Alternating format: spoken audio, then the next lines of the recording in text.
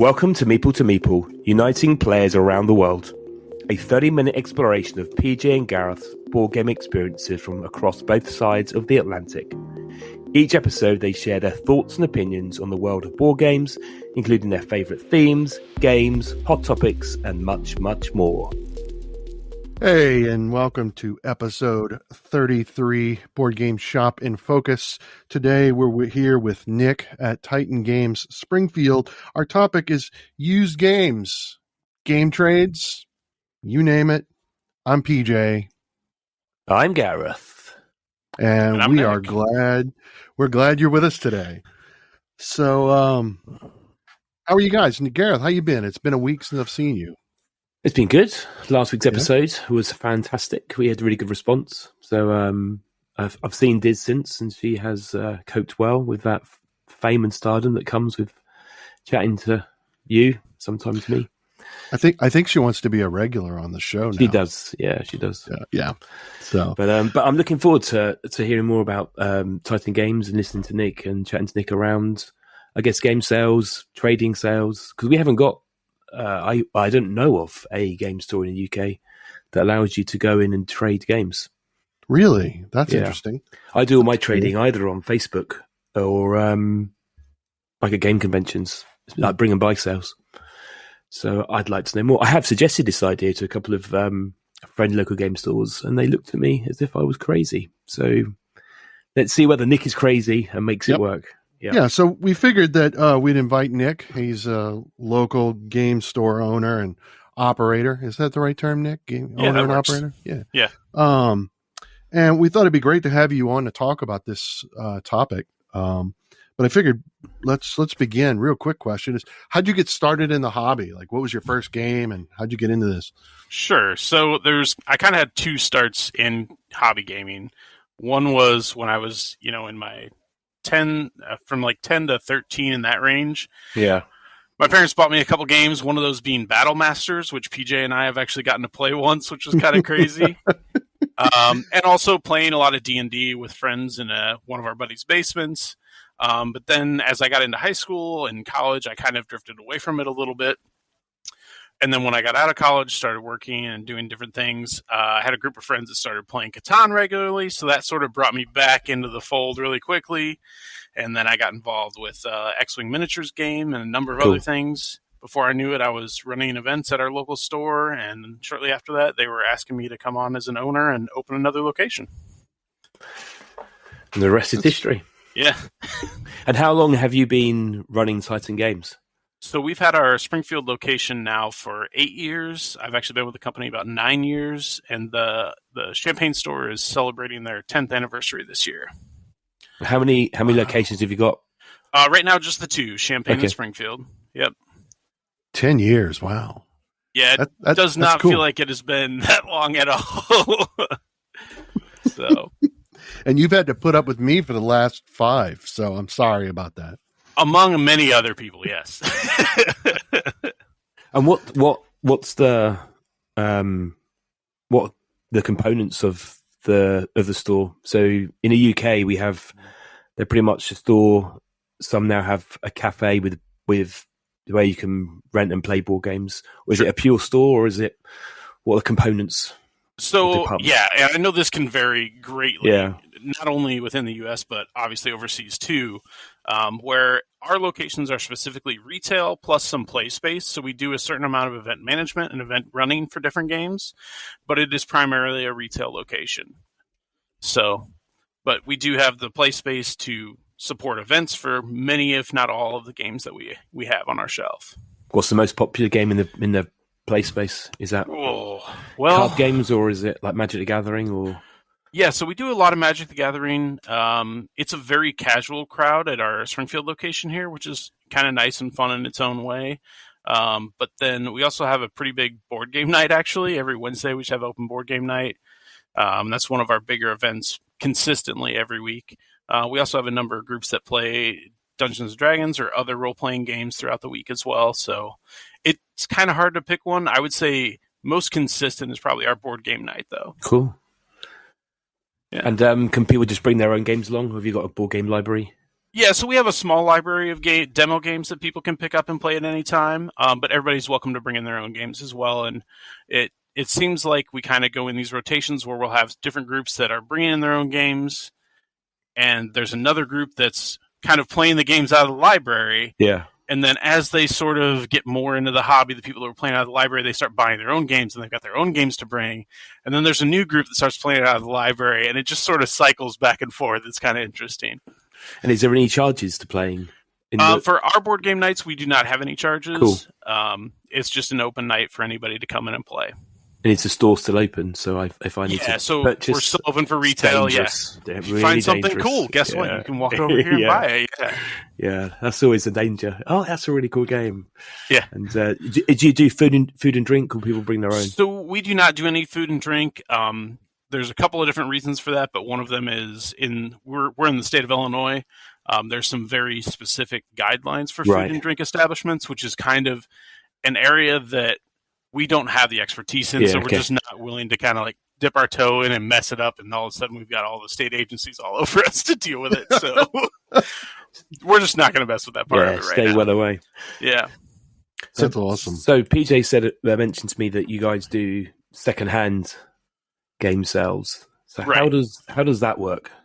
So we do one weekend per year at each of our locations. So we do kind of a spring one at our Springfield store and a fall one at our Champaign store. And just so everybody kind of understands the difference, our two stores are about an hour and a half drive away from each other. It's about 100 miles or so. So they're just far enough apart that like you're probably not popping over for the day. Yeah. But, for a big event, going over for the weekend or for the day is not a big deal. So we started doing this 5-6 years ago now, I think. Maybe a little longer than that. And we just saw it as a good opportunity for a lot of our regular customers that buy games from us regularly to kind of go through their collections and say, you know what, I really don't need these 3 games that are a lot like other games that I want to buy that maybe have a better theme or have just found their way out of my regular rotation. And it's a good way for them to kind of cash those games in for store credit and use it to buy the stuff that they do actually want coming out. So, and it's also a great opportunity for people that are maybe newer to the hobby to pick up some games that, maybe it's been out for 10 years, but they're new to the hobby, haven't played it yet. It's a good game at a good price, and they can take it home and get started with that. One of the questions I've been asked when we've talked about this over here has been knowing whether the game's complete. Do you do a check, or is there any conditions? That is kind of like a consistent concern, I guess, is probably the best way to put it. But as part of our seller sign up, you are essentially affirming that all of your game pieces are there and complete. I think we've had one issue it's interesting. in the 5 or 6 years that we did it. And literally like the day after the sale, the person that sold the game was like, I was going through other stuff and I found these cards. Can you get them to whoever bought it? It's like, yeah, we can do that. Like, that's not a problem. Yeah, so no one even noticed. I know personally as a board gamer, I look after my games and generally stuff doesn't go missing. Yeah, it was one of those, it was like cards from an expansion that they included, but the original box wasn't in there because everything kind of fit in the main box. But there were some extra cards that were promo cards or something that they put in the expansion box to store. So it was just one of those, like, it wasn't even necessary components to the game, but it was stuff that went with the game. So they wanted to make sure the new person got it. It reminds me, I sold some games on Facebook, and I think it was Lords of Waterdeep and the expansion, but there were some cards mixed up, and I sold both games to different people. And then we realised that there were cards in the wrong box. So I just said, "Hey guys, just send to each other." Yeah. Fortunately, it worked its way. Yeah, it worked out okay. But I guess selling it at a games convention, you just don't know who's taking it, and that would have been a bit of a disaster. So I learnt my lesson at that point. I mean, that is one advantage, that if we did ever have an issue like that, where a buyer took home a game, found out there were missing components or there's something wrong with it, we do have a registered list of all the owners of exactly who had sold that game. So we can immediately just say, you know what, it wasn't complete. We'll do a refund, or we'll talk to that person and see if they happen to know where those pieces are. So we've got a way to track that backwards if any buyers have any issues with stuff. And luckily, all of our buyers are essentially from usually local. in our local community. Local. So it's not a like, we got to track this person down states away to try and find them and get this stuff. It's usually just a matter of a Facebook message or a quick call saying, hey, you happen to know what happened with this? And then we're done with it, So Nick, in the community of retailers in the U.S. anyway, more for our friends overseas and our listeners. So you notice that not every game store in the U.S. has a used game sale specifically like Titan does. What goes in that process for you in the used game sale and maybe some of your other retail owners who choose to do a different type of, you know what I'm saying? A different form of used game trade? Sure. So there are some stores in the U.S. that have like permanent used game sections, which is kind of a whole different beast in and of itself, depending on how they have that set up. We've opted for this once a year thing, partially so it is kind of a special event, and it's also kind of spaced out so that our one in Springfield, at least, is kind of early in the spring, simply because we realized that a lot of the big news for releases kind of comes out first quarter of the year. At least the announcements will. So then people can kind of be planning, okay, I've got to make room in my collection for this stuff that I definitely want to get this year. So it gives everybody that opportunity to make some room in their collection early in the year. And then as those things release throughout the year at Gen Con, at Origins, whatever they're going to do with it, there's room for them in the collection already to be backfilled in. So nice. And at the same time, all of the games that they got, over Christmas, holidays, Thanksgiving, all those ones that they couldn't quite fit in there, they know what game they want to pull out. It's time to get it out of there. So yeah, I guess I do the same with usually the UK Games Expo, which is the end of May, June. They all just stack up. I can see them looking at me now, and I take them and then I dump them for the weekend.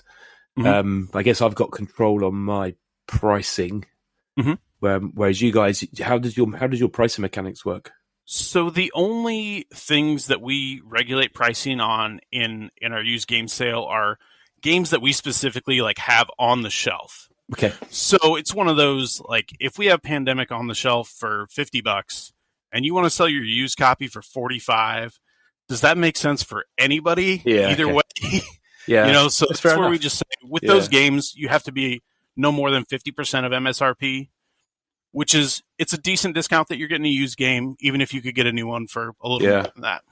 But if I brought in an out-of-print game, that's totally up to you. You can list it for whatever you really want. Cool. I do tell people on out-of-print stuff like that, it's kind of hit or miss year to year what kind of buyers we're going to have. There have been years that I watched one guy walk around one year and literally pick up every game that I'm like, oh, I learned about that one this year. I learned about that one this year. That's really expensive. And, the guy spent a couple $100 on games that are just hard to find. Yeah. But then we've also had other years where there's a number of those games that are hard to find, kind of unobtainium things. And they just sit there. They're at a reasonable price, but there's just not somebody interested in it. So it's kind of hit or miss. But, if it's out of print, that is totally up to you, what you want to do. I always tell people, the more aggressively you price it, the more likely it is to sell. That is my approach at the expo. I see people put games in at crazy prices, and they're still there on the Sunday. Whereas you sell to clear, but as long as you, it's not about making a profit. It's about, I think it depends on the individual sellers have different motivations. There are legitimately some people that I know in our community that collect and trade games kind of as a hobby. Yeah. So for some of them, it's they're willing to put a game in at X price, and if it doesn't sell, they're totally fine with that. They'll keep it, they'll sell it somewhere else, they'll do whatever they want to do with it. But there's other people that are just if I get $5 for each of these, I'm fine. They just want it out of the house. So that's something else we started doing. Maybe the second or third year is we gave people the option, because our sale runs Saturday and Sunday. If your game does not sell on Saturday, you have the option for Sunday to price it at half of what you had it at Saturday, or you can make it $1. And the reason we came up with that is, we had a lot of medium and small games that were in the sale for $5, and it's so if you go half of $5, that's $2. why is it $2? Do you just want it gone? Yeah. We'll just make it $1, make it a deal for everybody, and get it out of here. And if it doesn't sell, they come and collect them on the Monday? Is that That's how it correct. works? So whenever people pick up their games that didn't sell, we'll issue their store credit to them. Or if all their games sell, which is always fun, I just get to send them a message and say, your store credit's on there. Enjoy it. All sold. Yeah. It's a really great model. Yeah, it's a great opportunity because we get the store credit when my wife and I, when we sell at Titan, we take that money, that store credit, so that we can get like our painting supplies and other things for, you know, like all the Frosthaven minis that we have to paint. So it's a really great opportunity, and I think that's one of the beauties of these used game sales. I think. Do you find other customers they see that value? It's not just, you know, I'm getting store credit, but it fills back into other, you know, like adjacent gaming things. Oh, for sure. And it's interesting to see kind of what people decide to spend their board game money on too. Does that credit turn into new board games, or does it turn into role-playing books? Does it turn into paints? Does it turn into different hobby sectors that we do support as well? So it's always interesting to see somebody that's a number of times I've worked with sellers that are kind of families, and they have like a group of games that their kids would play with them, but now their kids have kind of outgrown those games, so they're clearing those ones out so they can kind of get the next batch of games in that their kids will play with them. Yeah. And PJ, do you use it every year? Is that a kind of key weekend? It is. Yeah. So Katie and I have already pulled out the games for the sale, and with Gen Con now, it's like, so whatever we don't sell, we'll sell at Gen Con in the summertime. So it's kind of a, you know, I mean, it's a great program. I love that Nick's able to do this. It's pretty fantastic. Yeah.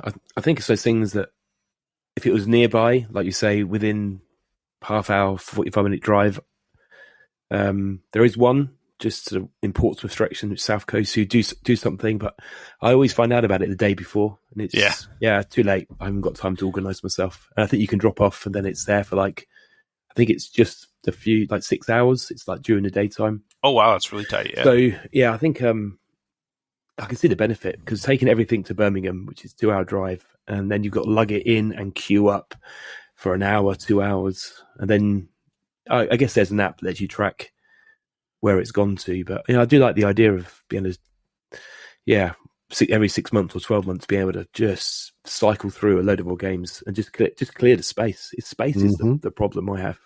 Yeah, it's not so much the money; it's the floor space. Space is the reason a lot of my personal games are going into the sale this year. Yeah. Because we've got some more kids on the way, and with that, we're in a house that doesn't have a ton of room, so we had to be very particular about what games we're actually keeping and which ones are getting out of the way so we can have more stuff. So I think it's twofold. So for us, space, obviously, I think that's everyone's issue, right? Is space. The other one too is, I guess, 3 points. The games that just don't hit the table, right? Yeah. It's an opportunity to get rid of them. And it never fails. Particularly last year, we found Grand Austria Hotel, which has been on my wish list forever. Out of print, we managed to find it. And then, like there was Murano. We found that at your sale last year. And that was like, didn't even know what that was, but it was out of print. And it was amazing. Yeah. Now it hits the table at least once a month. It's great. So I really like this idea and what it does for the hobby, and it keeps it going, So, yeah. And do you have, so in the UK, we have a very active, it's called UK Board Games trading and chat on Facebook. And there's a few others, but this is the main one. So it's the chat group, but it's a lot of trading, very trusted, well organized. Have you got those kind of things in the US, or is the US just too big to be? I would say yes and no. And like, those groups do exist, but I do think that the geographic limitations of it in the U.S. also play into that a little bit. I mean, I'm sure that multiple regions, communities do have that kind of stuff specifically set up. However, I don't believe there's one where we are necessarily, but I could be completely wrong about that. Yeah. No, I don't know. I know that a lot of folks in the U.S. do board game geek trades or math trades and all that kind of stuff, but I'm just not super familiar with that aspect of the trading, lending, borrowing, and stealing section I've sold things on Board Game Geek. I have never traded. And then as for math trades, I have investigated, I've looked at them, I've never done one, but anyone listening would like to educate me on how they work, because I've been told there's quite an active Instagram group in the UK who they all seem now have got on board with math trades and just say it's easy, but I think it's like once you learn to swim or you know do a math trade, you're done, but they always look so intimidating. It's one of those things, like conceptually I understand how it's supposed to work. I just don't think I've ever taken that step to be like, okay, let's try this. Yeah. You know? Yeah. I think it's just that, it's just sitting and spending an hour just going, right, it's this how you do it. I think it's relatively easy, but it just requires a bit more thinking time, like you say. Just, so I need to try a math trade, maybe another opportunity. I mean, the other advantage to how we do it in our store is anytime you do those online trades, you're going to have shipping involved with something. Yeah. And as we all know, most board games aren't the lightest things in the world to ship. So you're easily looking at, $7 to $10 to ship even a small game, really. So I think as those rates have gone up, it's made it a little more difficult to do that stuff, or a little harder to justify it, versus drop them off at your local store, have them for the weekend. They're done. That is the appeal. I think same for the conventions. Yep, same thing. Having boxes in the house, having peanuts and packaging material. What I know when I sell things on the Facebook group, I might put up 50 games to sell, and that's it. That's my weekend ruined. Ruined. That's what you're doing. But all you're doing is answering, and people are trying to negotiate, and you're trying to work out, did this person bid first? That's the first 5 hours, and then it's like, oh. Now I need to sit and package everything up. Oh my gosh. That's another 3 or 4 hours. So, well, I guess I'm taking all the money for myself. I've got packaging to do. The time allowance that you have to put in. So again, turning up somewhere, here they all are. Yep. And then I guess do you guys take a percentage of the sale? Yes. So anybody who sells their game, if it sells, they'll get 90% of the sale price in store credit. Yeah, same as the expo. Take 10%. Most of that's because we allow people to pay using like credit cards, debit cards, whatever they want to do. So there are some fees involved with that, as well as some hours by our employees to just get everything set up and ready to go. Mm-hmm. You've never thought about having a stand permanently in the store? We've actually discussed it a number of times, and there's kind of 2 different ways to go about doing it. One of them is essentially having a consignment area, for lack of better terms. And the other way is for the store to straight out buy the games from whoever's selling them and just have them in that used section. There are benefits and detractions from both sides of it. And I think a combination of just needing more information on them in general, and also having some space limitations within the store where we are already, has made it difficult for us to do just yet. It is something we've talked about for probably the last 2 or 3 years.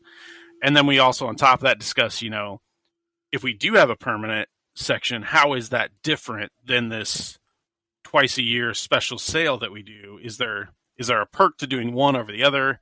So we've been trying to look at all the options and balance out how a permanent section might work in our store. And I think we've got a fairly good concept. We want to kind of get through this year and see if the balance is right and if we can make it work. But the other part of it is it's kind of fun just to have these 2 weekends where it's crazy. And we, I think from the second year on here in Springfield, on Saturday morning, at least an hour before the store opens, there's a line down to the end of the block of people just ready to jump in there and grab the games. So it's sort staring of fun through the window, going, I see the game I want on that table, and I'm going to get. Can people drop off before?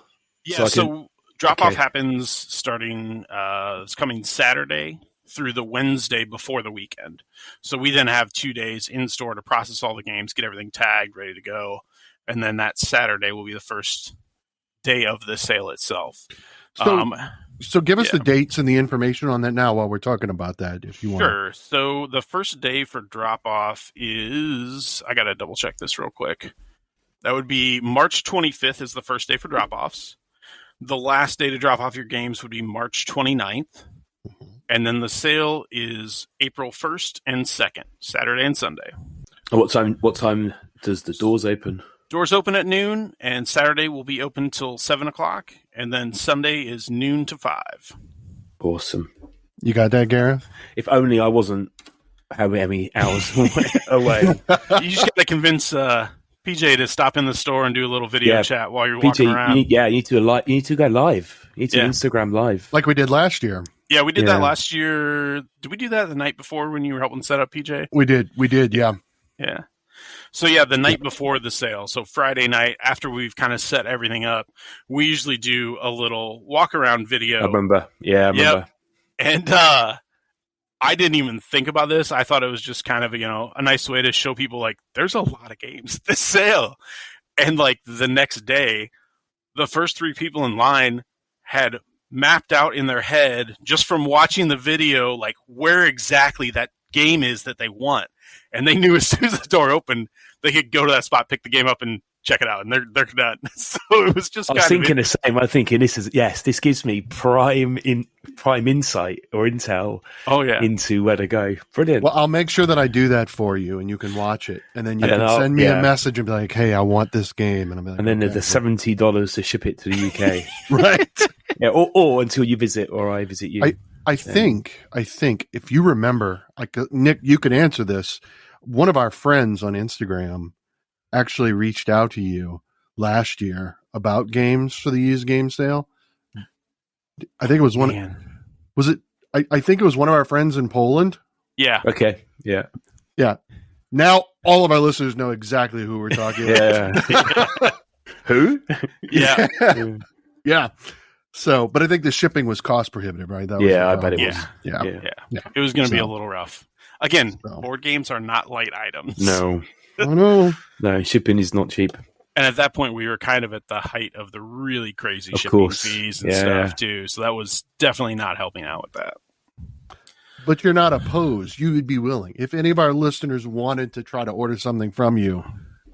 Yeah, I don't think we're putting it online this year. We've just run into too many issues or potential issues where, as a retailer, we have minimum advertised pricing requirements. Yeah. And by some of those agreements, even a used game, which we do not technically own, if we are advertising it for sale, would put us in default of that agreement.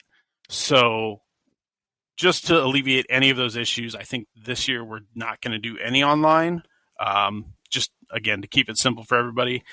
And we still typically see between 65 and 80% of the games sell on any given year. So it's really nuts and a crazy weekend for everybody, but it's a lot of fun too. I love it. I wish. Yeah. I'm looking forward to seeing, PJ, what you pick up and what you sell. Yeah. Okay. Definitely. Anything else, PJ, you want to cover? No, that's about it. You have any questions for us, Nick? Anything you want to ask?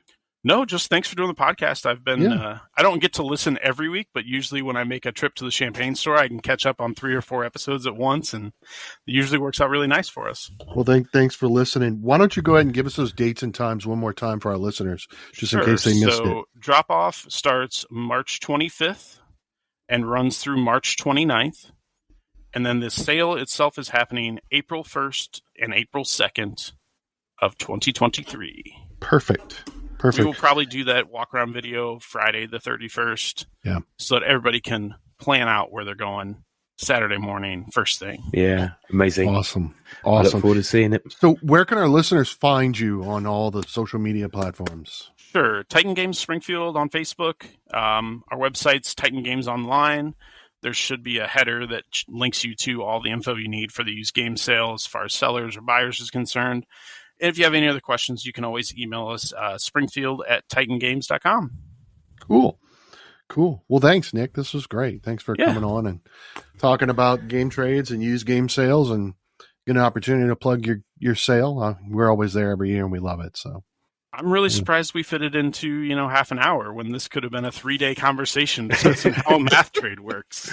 Yeah, I've got more questions about how to run a game store, but maybe that's a different episode. That is a month-long conversation right there. Yeah. So, thank you for joining us and good luck with your game sale.